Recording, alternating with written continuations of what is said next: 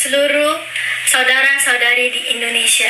Saya Felicia, yang juga lebih akrab dikenal sebagai Felicia Tissue di sosial media. Dalam situasi pandemik yang sulit ini, saya berharap warga Indonesia akan tetap tabah dan menjaga kesehatan masing-masing. Ini pertama kalinya saya memberanikan diri untuk berbicara di publik, untuk meluruskan hal-hal yang selama ini menjadi simpang siur dengan tidak adanya kejelasan dan penyelesaian oleh pihak Bapak Jokowi dan keluarga. Akibatnya, akhir-akhir ini telah terjadi hujatan kejam yang dilontarkan terhadap saya dan keluarga dengan membawa isu suku, agama, dan kewarganegaraan. Setelah memilih untuk diam selama ini, saya rasa ini tidak bisa terus dibiarkan. Hujatan harus dihentikan dan publik harus mengetahui apa yang terjadi sebenarnya.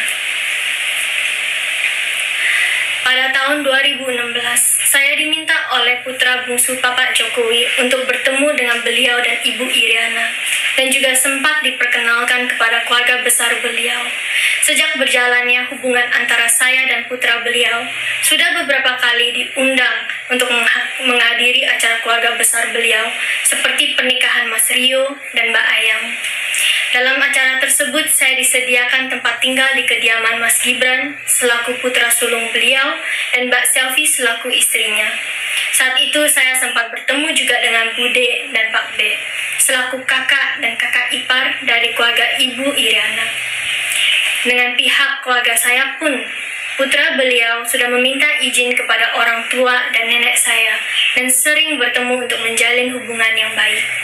Dengan keakraban tersebut yang dijalin sedemikian waktu, tentunya kehilangan mendadak putra beliau dari kehidupan saya bukanlah hal sepele yang bisa dipertimbangkan dan diperlakukan seperti beberapa hal politik yang sering waktu diabaikan dengan cara mendiam. Tapi masalah saya ini harus diselesaikan secara kekeluargaan. No ifs and no buts. Pada akhir Desember 2021, putra beliau menelpon dan mengatakan secara langsung kepada saya keinginan untuk menikah dan sudah memberitahu karena kepada Bapak Jokowi. Putra beliau pun sudah meminta restu kepada orang tua saya.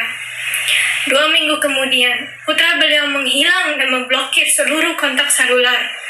Walaupun saya sangat terpukul, saya mentegarkan diri dan mencari cara untuk mengetahui apa yang sebetulnya terjadi dengan mencoba untuk menghubungi putra beliau dengan berbagai cara dan juga kepada keluarga Bapak Jokowi. Tapi dengan sesatnya, tidak ada satupun yang merespon dan Ibu Riana pun mengganti kontak selularnya. Satu-satunya pembicaraan yaitu dengan Bude, yang sempat kaget kepada perilaku putra beliau. Pada waktu itu, saya dianjurkan untuk tidak mengosongkan pikiran dan disampaikan bahwa Bude yang akan coba cari tahu dari keluarga beliau. Namun, setelah 2 hari kemudian, pada saatnya saya WhatsApp kepada Bude, dia pun tidak merespon balik. Alangkah anehnya. Dan yang lebih kejam lagi, putra beliau tetap aktif di sosial media Twitter, tetapi saya diabaikan begitu saja tanpa kabar dari semua pihak keluarga Bapak Jokowi. Namun, dengan demikian saya pun tetap berusaha untuk menulis surat tangan yang dikirim langsung dari Singapura ke Indonesia dengan tujuan kepada Bapak Joko Widodo. Isi surat tersebut meminta untuk hal ini diselesaikan secara kekeluargaan karena dampaknya akan sangat berat bagi saya apabila tidak ada penjelasan dan penyelesaian dari pihak beliau. Sebagai wanita sederhana, saya tidak ingin kehidupan pribadi saya menjadi konsumsi media, apalagi ditambahi oleh hujatan-hujatan yang seharusnya tidak terjadi. Namun, sayangnya surat itu pun tidak direspon. Dengan situasi tersebut, saya tetap memilih untuk diam tanpa memberitakan apapun ke media, walaupun banyaknya media-media yang coba untuk mencari tahu. Saya tetap berharap ada etika yang baik dari pihak keluarga beliau untuk menyelesaikannya secara kekeluargaan. Tetapi di saat putra beliau menghilangkan semua foto-fotonya di halaman Instagramnya, berita mulai muncul. Nenek saya yang sudah berusia 84 tahun menelpon untuk bertanya. Namun saya hanya bisa menyampaikan, belum tahu Ama, tapi jangan khawatir ya. Karena saya mengkhawatirkan kesehatannya. Tetapi nenek saya tetap menempuh perjalanan ke Istana Bogor untuk mempertanyakan ada apa sebetulnya dengan putra beliau. Sayangnya, perjalanan itu sia-sia. Dinding istana begitu tebal dan tidak ada seorang pun yang menjawab pertanyaan nenek saya. Akhirnya, badai tidak bisa lagi terbendung.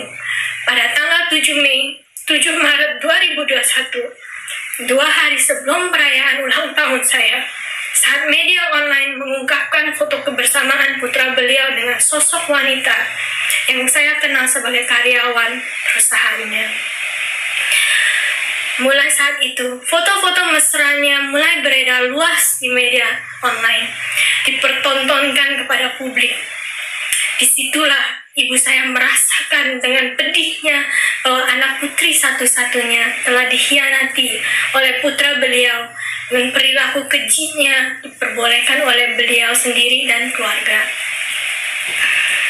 In all honesty, it was an immense blow for me and of course my parents who saw me in distress and confusion. They could not bear to see me treated with such unfairness.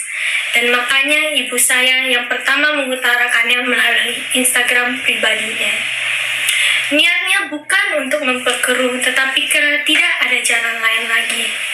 Satu-satunya adalah menyampaikan perasaan hati dalamnya bahwa putrinya telah diperlakukan secara tidak wajar. 5 tahun hubungan saya dengan putra beliau bukanlah waktu yang singkat. Saya sangat terpukul dan tidak bisa berkata apapun.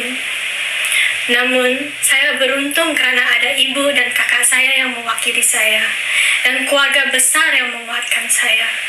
Beberapa bulan sudah berlalu, dan saya berusaha untuk membangkitkan diri dan menjalankan hidup baru saya ini.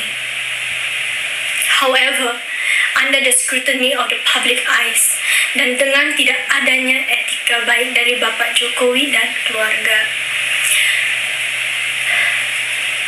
telah memberikan peluang untuk orang-orang di sosial media untuk menggoreng dan menghujat saya dan keluarga, seperti ibu dan nenek saya, sampai saya pun secara langsung dihujat secara ras, agama, suku, keluarga negaraan, dan juga dengan menggunakan kata-kata kotor yang merendahkan harga diri saya sebagai wanita. Bisa dibayangkan dampak beratnya untuk saya dan keluarga. Saya rasa Bapak Jokowi yang juga mempunyai anak perempuan dan juga cucu-cucu perempuan bisa merasakan sebagai orang tua apabila ini terjadi kepada pihak beliau. Saya ingin tegaskan, ini bukan masalah jodoh atau tidak berjodoh, ini tapi masalah etika dalam penyelesaian masalah kekeluargaan. Saya ingin bisa menjalankan hidup saya dengan legowo, tanpa selalu diusik. Karena tidak ada penyelesaian baik dari pihak beliau, maka saya harus berbicara yang sebenar-benarnya kepada publik agar saya dan keluarga tidak dipertanyakan lagi satu persatu, apalagi diusik dengan hujatan yang kejam. Seharusnya lelaki wajib melindungi wanita, tapi pada saat ini saya berdiri dengan tegar untuk diri sendiri. Seperti yang dikatakan almarhum Gus Dur, sosok pemimpin moderat yang sangat saya kagumi. Pancasila dan konstitusi begitu mudah diucapkan oleh para elit dan penguasa. Namun, mengapa mereka begitu sulit melaksanakannya? Sebelum saya mengakhiri video ini, saya ingin mengucapkan selamat Hari Waisak bagi seluruh umat yang merayakannya. Terima kasih. Oke teman-teman, memang kalau kita melihat dari kasus-kasus ini sebelumnya ya, memang seolah-olah Felisha Tisu itu diprank oleh Kaisang ya, memang ya, tetapi memang harus mempunyai etika yang baik bagi Kaisang kepada Felisha Tisu, walaupun bagaimanapun mereka pernah menjalani hubungan yang sangat baik yaitu selama 5 tahun. Tetapi ketika ini terjadi dan publik bisa melihat, ya memang kita tidak bisa pungkirin bahwa karakteristik Kaisang yang notabene saat ini adalah ketua PSI dengan mudah mengkhianatin seorang wanita, apalagi yang lain gitu. Jadi menjadi sebuah perbincangan masyarakat, dan kita tidak bisa menyalahkan masyarakat ketika banyak masyarakat itu menyalahkan seorang Kaisang, dan juga banyak masyarakat juga yang menggunjingkan antara keduanya. Oleh karena itu, mari kita sebagai rakyat Indonesia berpikir bijak bagaimana caranya menjadi manusia yang baik dan menjadi insan yang